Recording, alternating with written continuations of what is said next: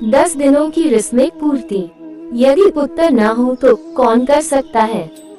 आंसू न बहाते हुए, क्योंकि पृथक आत्मा को वह सब कड़वे आंसू जो परिजनों की आंखों से गिरते हैं पीने पड़ते हैं, पुत्र को अपने पिता के प्रति लाइक की फूलें अर्पण करनी चाहिए। जो जन्म लेता है वह मरता भी अवश्य है। यदि किसी के पुत्र नहीं है तो धर्म पत्नी, भाई, रिश्तेदार या ब्राह्मण रस्मों को पूरी कर सकता है। मनु ने कहा है कि एक ही पिता से अनेक पुत्रों में यदि एक के ही पुत्र है तो वह सभी भाइयों का पुत्र माना जाता है। अनेक पुत्र होते हुए भी केवल एक ही सब रस्में श्राद्ध पूरी करेगा। इन दिनों की रस्मों में किसी मंत्र का उच्चारण नहीं करना चाहिए। 10 दिनों की रस्में पुत्र को ही करनी चाहिए।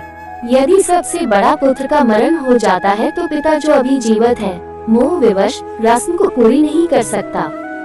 10 दिन के श्राद्ध परिवार के नाम में होते हैं।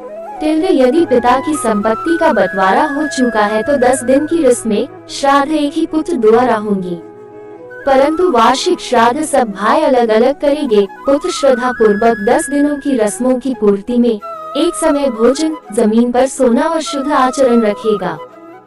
किसी पवित्र जल स्थान, कुआं, तालाब, मंदिर इत्यादि जगह पर स्नान कोई मंत्र का जाप न करने के बाद दक्षिण दिशा की ओर मुख करके किसी वृक्ष के नीचे गोबर से पोती हुई जमीन पर पूजा योग्य स्थान बनाकर दरबा और कुशा घास से बनी मृतक की प्रतिमा बनाकर पूजा करे। इसके आगे कुशा घास बिछाकर लाई ढालकर चावल का पक्का खाना, धूप, फूल, फल आदि अर्पण करे।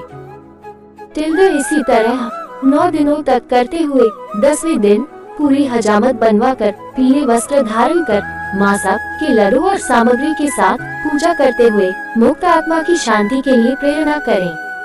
प्रतिदिन श्राद्ध के बाद नहाकर गौ को प्रसाद खिलाकर आप भोजन करें।